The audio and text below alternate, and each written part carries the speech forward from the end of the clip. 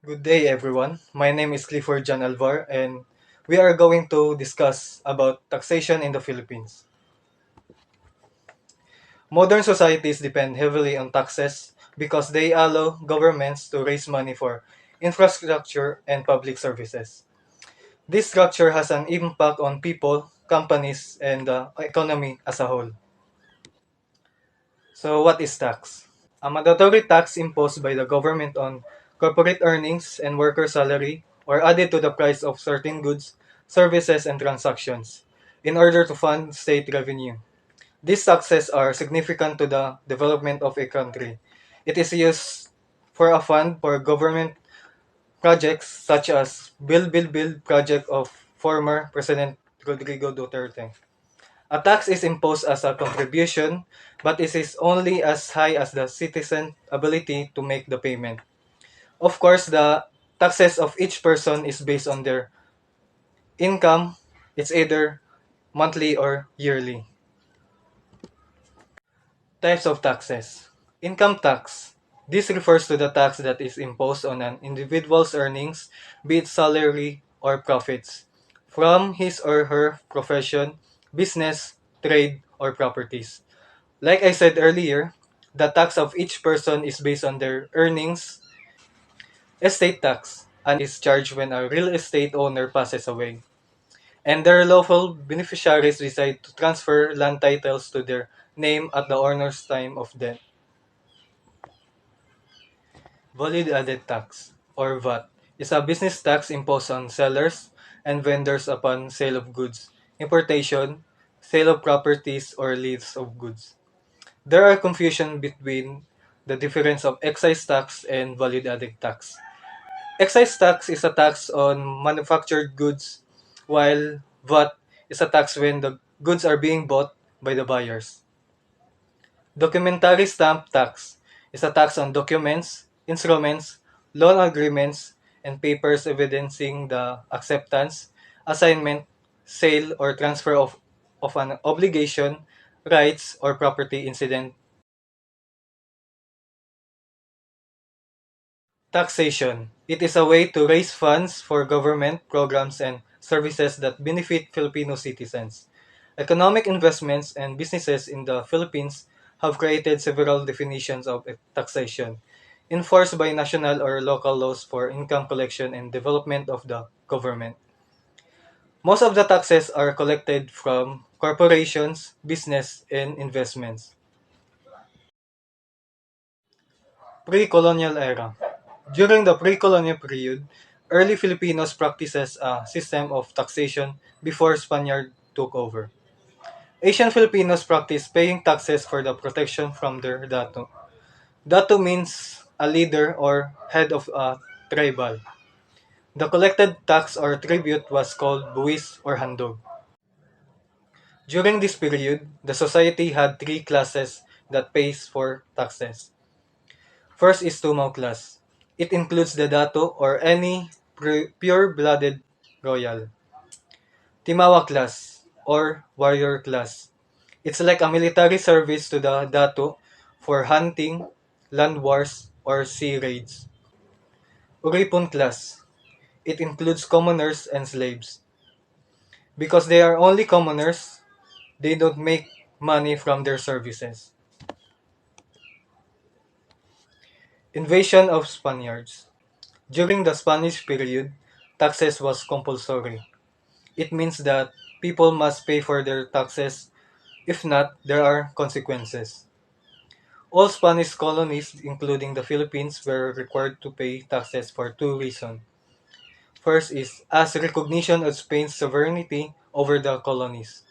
Second is to defray the expenses of pacification, the act of forcibly suppressing hostility within the colonies, and governance.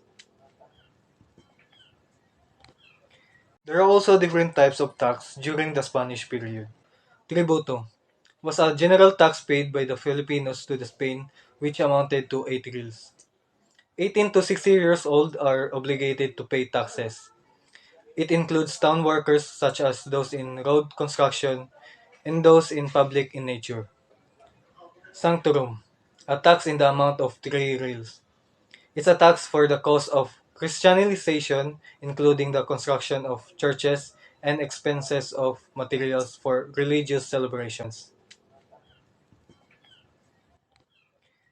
Was a tax in the amount of half a real for the military campaign of the government against the Muslim. Spanish wants to eradicate or stop the Muslim religion practices in the Philippines. Kahadi Comunidad was a tax collected in the amount of 1 real for the incurred expenses of the town in the construction roads, repair of bridges, or improvement of public buildings. Servicio Personal, also called as Polo e Servicios, was a form of forced labor. All able-bodied males, 16 to 60 years old, were required to work. Cedula Personales. Cedulas were first issued based on the Royal Decree on March 6, 1884.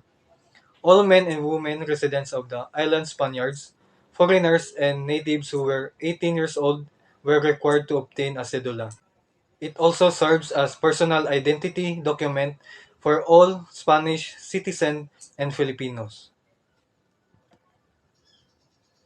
American era. Aside that Americans introduced as their education system, politics, and business, there are also significant for the changes in the taxation in the Philippines. The cedula was imposed by the Americans on January 1, 1940, when Commonwealth Act No. 465 went into effect. Bureau of Internal Revenue was created. Their function is to collect and receive all taxes in the Philippines. There are also types of tax are created. It includes income tax, real estate tax, and license tax. National taxes, the ones paid in the government through Bureau of Internal Revenue. It includes the big companies or corporations. Local taxes. These taxes are imposed by the local government units such as provinces, cities, municipalities, and barangays. It includes small businesses like sari-sari stores. Good day everyone, I am Beverly Lucille P. Ahang and today we will discuss the taxation in the Philippines with these following administrations. So during Marcos administration, the appointment of Misaela Vera, there was a significant changes in the tax administration. There are two programs implemented were the Blue Master Program and Voluntary Tax Compliance Program. So, Blue Master Program is mauni sila ang nagalimit sa mga abusive na taxpayer and BIR personnel, while Voluntary Tax Compliance Program is mauni sila ang naga-encourage sa mga professional in private or government sector to report their true income and pay the taxes correctly. So, Vera also subdivided the country into 20 regional offices and 90 revenue district offices, along with the creation of new departments like the Internal Audit Department and Administrative Service Department. So, in 1970 sab kay ang mga taxpayer is ginahatagan na silang permanent tax account number or TAN para madali ang pag-identification and verification of tax record. And during sa 1972, mauni ang kanang pag-proclaim sa martial law and the beginning of the new society era leading to a new approaches in government developmental efforts. Executive Order number 206 is gialaw na pod ang pagbayad sa tax through bank and package audit investigation by industry were gi-implemented para ma-improve ang collection performance. So, under Aquino's administration, after sa People Revolution in February 1986, the tax administration was pursued by the Bureau. Operation Walang Lagay was launched to promote the efficient and honest collection taxes. Then January 13, 1987, the Bureau was reorganized under the administration of Commissioner Benvenido Tan Jr. Then the adoption of the VAT system was one of the structural reform provided for in the 1986 Tax Reform Program, which was designed to simplify tax administration and make it the tax system more equitable. Tax Administration Program, which is embodiment of Bureau mission to improve tax collection and simplify tax administrations. Tanipod siya na program included various tax reform measures such as implementing the Tax Identification Number or TIN system and adopting the new payment control system and simplified income taxation scheme. So the third administration, it was Ramos administration.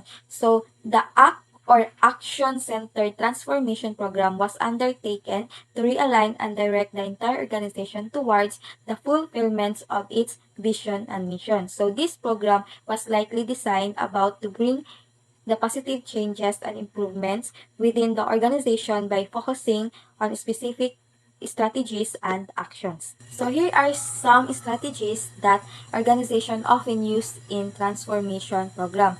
The first one here is alignment of internal operation, cultural transformation, stakeholder engagement, training and design, and lastly, the change management. A 5-year tax computerization project or TCP was undertaken in 1994.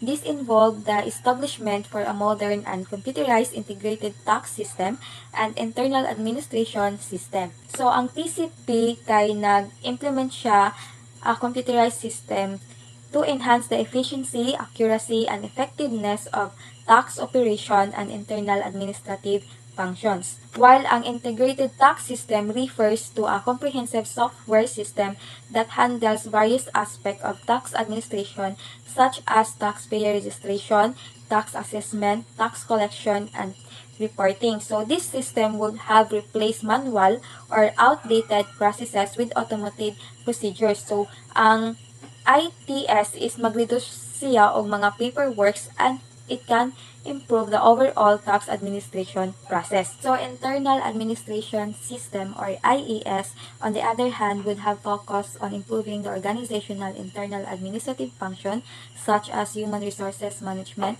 financial management, procurement, and other administrative processes. Under the Estrada's administration, Beethoven, who served as Deputy Commissioner of the BIR, was appointed as Commissioner of Internal Revenue. Under his leadership, several priority reform measures were implemented to encourage voluntary compliance and enhance the Bureau efficiency. So one significant initiative was the Economic Recovery Assistance Payment or ERAP program, which provided immunity from audit and investigation to taxpayers who paid 20% more than their tax dues in 1997 for income tax, VAT, and or percentage taxes. So during Arroyo's administration, the BIR was transformed into a taxpayer-focused bureau. Initiative changes that were directed to making the taxpayer simpler to suit the Philippine culture, which means na nag-aim sila na mapadali para sa mga tao na masabtan and makomply with the tax law and ensure that the tax system aligns with the values and practices of the Filipino culture. Give BIR more financial and flexibility, which means that there is a proposal or plan to provide the Bureau of Internal Revenue or BIR with increased freedom and authority in managing its finances and administrative operation. They would have granting the BIR more flexibility in budgeting and spending decision as well as streamlining administrative process to enhance efficiency. And then goal is to empower the BIR to effectively carry out its responsibilities without being overly constrained by financial or administrative limitations. So, Benigno Aquino III administration, following the highly acclaimed of President Benigno C. Aquino III on June 30, 2010, a former BIR Deputy Commissioner Attorney Kim Is Jacinto Hinares was appointed as the new Commissioner of Internal Revenue on July 2, 2010. So, during Commissioner Hinares, iyaha gi-continue ang implementation sa Uplan Candado, which is nag-involve na siya og closure sa business were found to be non-compliant with tax regulation. So this program nag-aim na enforce tax compliance and discourage tax evasion among business establishment. Then, Commissioner Hinares also focused sa development of electronic service to automate various taxpayer service transactions. So, overall, ang effort ni Commissioner Hinares were directed to kanang iyaha gani ipakusog ang tax enforcement, improving taxpayer services, and promoting tax compliance through the implementation of various programs and the utilization of technology. Duterte administration. Tax Reform for Acceleration and Inclusion or TRAIN Act for Republic Act No. 10963 took effect on January 1, 2018. TRAIN law has brought about significant changes in Philippine taxation. First, it reduces the personal income tax of all Filipino taxpayers. It also increased the tax of petroleum, sugar canes, and value added tax or VAT to all goods and services. That also results in increased cost of all goods. That some of the Filipino citizens did not like it at first.